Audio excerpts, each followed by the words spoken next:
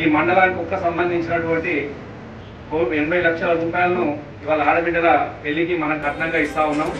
మనం కూడా ఇలా ఇట్లాంటి ముఖ్యమంత్రి గారికి మనం అందరం కూడా మనం కృతజ్ఞతమై ఉండాలి. వారి పట్ల ప్రేమ అభిమానాన్ని మనం చూపించుకోవాలి. మరి ఎందుకంటే ఈ రోజుల్లో ఒక 5 రూపాయలు 10 రూపాయలు కావాలన్నా కూడా 10 సార్లు ఆలోచించేటువంటి కాలంలో మరి ఎందుకంటే ఈసారి కరోనా ఉన్నది. మరి ఈ పరిస్థితుల్లో ఎదురింటోళ్ళు పక్కింటోళ్ళకు కనీసం చెక్కలు కూడా పెట్టలేనటువంటి పరిస్థితి ఉన్నది. ముఖాలు కూడా చూసుకోలేనటువంటి పరిస్థితిలో ఉన్నది. ఇట్లాంటి ఆర్థికమైనటువంటి పనులు లేవు. గత 5-6 నెలల నుంచి కూడా ఎక్కడ పనులు లేవు, ఎక్కడ పైసలు కూడా దొరుకుతలేవు. ఇట్లాంటి పరిస్థితుల్లో కూడా తప్పకుండా మళ్ళీ ఆడబిడ్డల పెళ్లిళ్ళు చేసి ఆ తల్లిదండ్రులు ఎదురు చూస్తూ ఉన్నారు.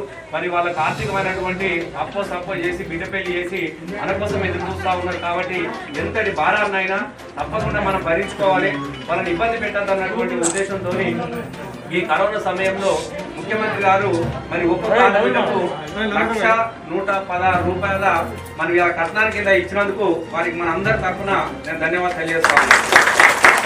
అలాగే మీ అందరికి ఈ సమయంలో కూడా దయచేసి నేను మళ్ళీ చెప్తా ఉన్నా, దీనిలో ఎవరికి 1 రూపాయి కూడా ఖర్చు కాలేదు, ఎవరికి 1 రూపాయి కూడా ఇవ్వాల్సినటువంటి అవసరం లేదు.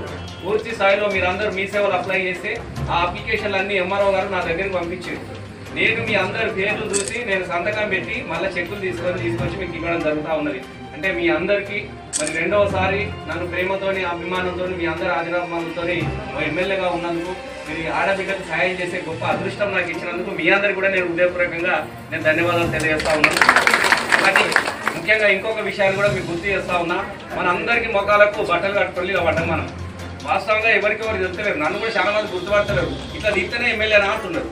అంటే ఇట్లాంటి సమయంలో మరి కరోనా గురించి మీకు ఇంతమంది వచ్చారు కాబట్టి ఇంట్లో మీకు పిల్లలు ఉంటారు, రేపు పొద్దుగాల ఆడబిడ్డలు చిన్న పిల్లలు ఉంటారు, మనవాళ్ళు ఉంటారు కాబట్టి కుటుంబ సభ్యులు ఉంటారు. కాబట్టి మీ అందరూ కూడా కరోనా రాగానే మనం గాబరా పడాల్సినటువంటి అవసరం లేదు, అధైర్యపడాల్సినటువంటి అవసరం కూడా లేదు. రాగానే కథ మన ఊర్లో ఎట్లా ఉన్నదంటే